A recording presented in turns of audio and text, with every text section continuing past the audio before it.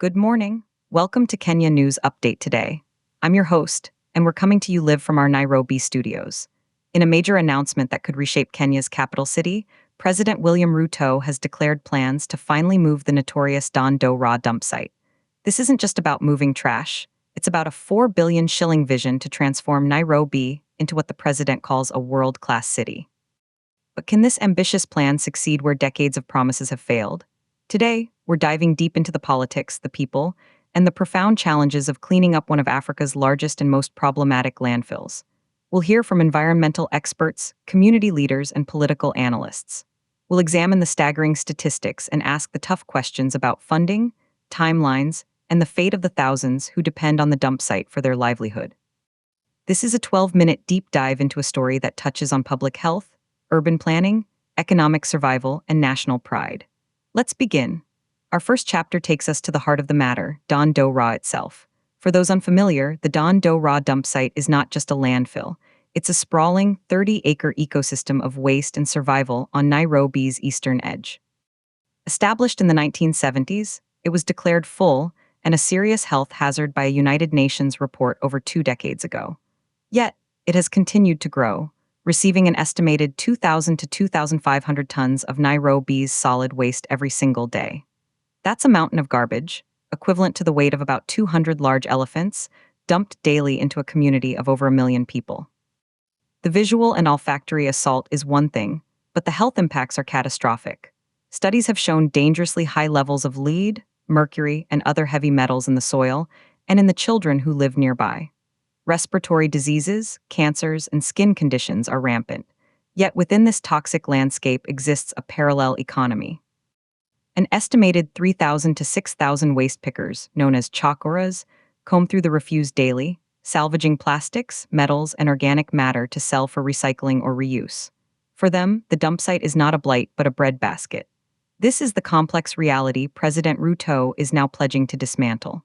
So, what exactly did the president announce? Speaking last Sunday at the AIC Church and Pipeline, Mbakasi, President Ruto framed this as a critical component of a broader national mission. He stated, and I quote, "We have agreed to clean the city of Nairobi. Nairobi cannot be the..." He paused, but the implication was clear. Nairobi cannot be the dirty, dysfunctional capital of a nation aspiring to first world status. The announcement was part of a wider speech outlining reforms to tackle what he called the city's key challenges: poor waste management, informal settlements, water shortages, deteriorating roads, and unreliable electricity. If we are going to move Kenya to the first world, Ruto declared, Nairobi is going to lead. That is why we are determined to transform this city. The centerpiece of this urban transformation, at least for now, is the relocation of the Dandora dump site. Crucially, the president announced that the national government and the Nairobi City County government, led by Governor Johnson Sakaja, have reached an agreement to jointly finance a comprehensive waste management program. The reported budget for this initiative is a staggering 4 billion Kenyan shillings. That's the headline number, 4 billion shillings to clean up Nairobi's waste problem. But what does that money actually buy? And is it enough? Let's break down that 4 billion shilling figure. In the grand scheme of national budgets, 4 billion shillings, roughly 30 million US dollars, is a significant but not infinite sum. To put it in perspective, the budget for the entire Nairobi County for the 2025-2026 financial year is over 40 billion shillings. So this allocation represents about 10% of the county's annual budget, dedicated solely to waste management. But we need to understand what this cost covers. It's not just about finding a new hole in the ground. A modern, comprehensive waste management system involves several expensive components. First, you need a new, engineered landfill site with proper lining to prevent groundwater contamination, gas collection systems, and weighbridges. Then, you need a fleet of new garbage collection trucks to service the city's estates and informal settlements. You need transfer stations, material recovery facilities for sorting recyclables, and potentially waste-to-energy plants. You also need a massive public education campaign and a system to formally integrate the existing waste pickers. When you itemize it, 4 billion shillings starts to look like a down payment rather than a complete solution. Critics are already asking, is this a fully costed plan, or is it an aspirational figure announced from a church pulpit? This brings us to the political and logistical debate. On one side, we have the proponents of the plan, who argue that this time, it's different. The collaboration between the national government and the county government is key. For years, waste management in Nairobi has been paralyzed by political turf wars and blame games between City Hall and the national administration. President Ruto and Governor Sakaja, both from the Kenya Kwanzaa coalition, appear to be singing from the same hymn sheet, quite literally, given the church venue. This political alignment, they argue, removes a major obstacle. Furthermore, they point to the global imperative. As Kenya positions itself as a leader in Africa and seeks more international investment and tourism, a clean, functional capital is non-negotiable. The image of planes landing at Jomo Kenyatta International Airport, flying over the smoking heap of Dandora, is a powerful motivator for change. Proponents also highlight potential benefits: improved public health, increased property values in Eastlands, job creation in a formalized waste management sector, and the opportunity to generate green energy from waste. However, the skepticism is deep and well-founded. We turn now to the counter-arguments. First, the history of broken promises. The plan to close Dandora has been on the books since the 1990s. Successive governments, county administrations, and even a high court order in 2021 have failed to make it happen. Residents of Dandora have heard grand announcements before. Second, the question of the new location. Where will all this waste go? Previous proposals have suggested sites in Ruto, the River, or even further afield. Each potential location has sparked fierce opposition from local communities who do not want to become Nairobi's new dumping ground. The not in my backyard syndrome is a powerful political force. Third, and perhaps most critically, is the fate of the waste pickers. These are some of Nairobi's most vulnerable citizens. Their informal economy, though born of desperation, is efficient and provides a crucial recycling service. Any plan that simply shuts down Dandora without a clear, funded, and compassionate transition plan for these thousands of workers is doomed to fail, either through social unrest or through the immediate creation of illegal dumping sites elsewhere.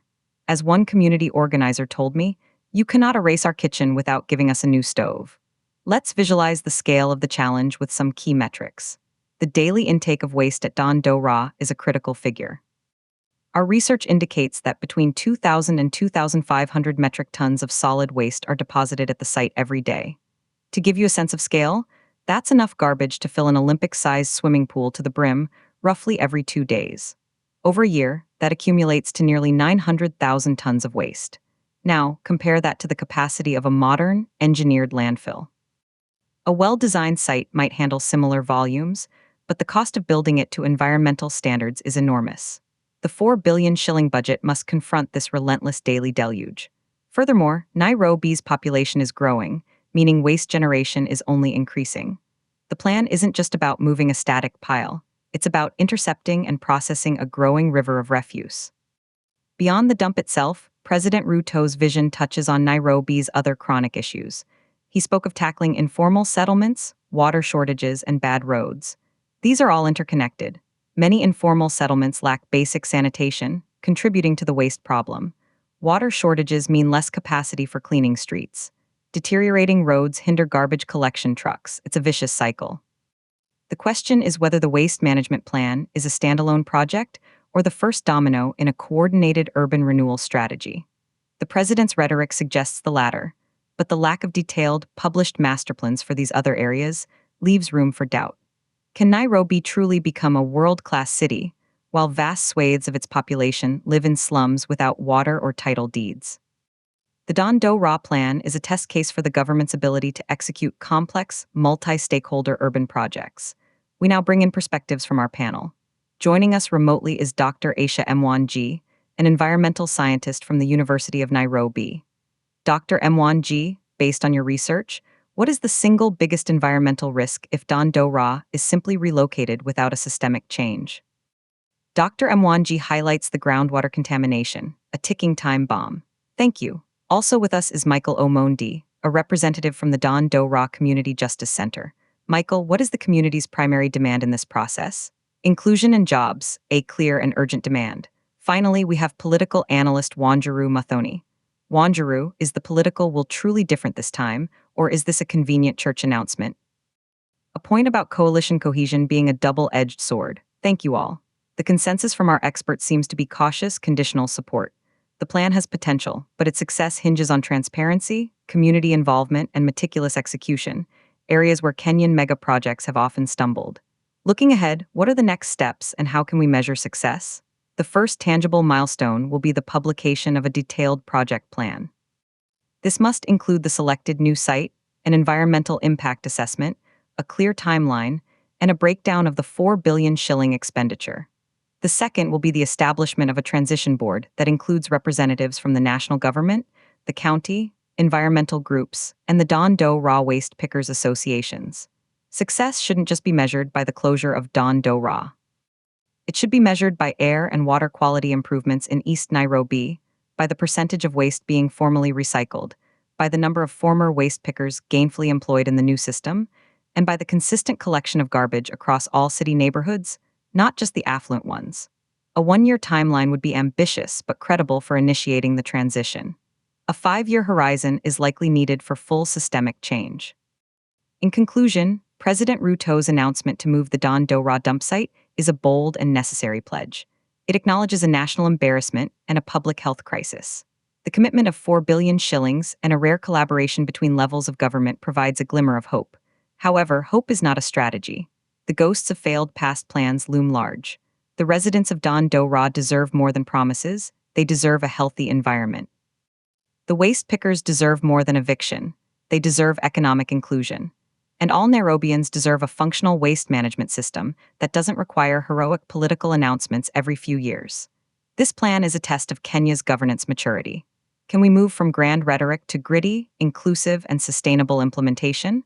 The world, and more importantly, the people of Nairobi, are watching. The mountain of garbage at Dandora is a physical manifestation of decades of neglect.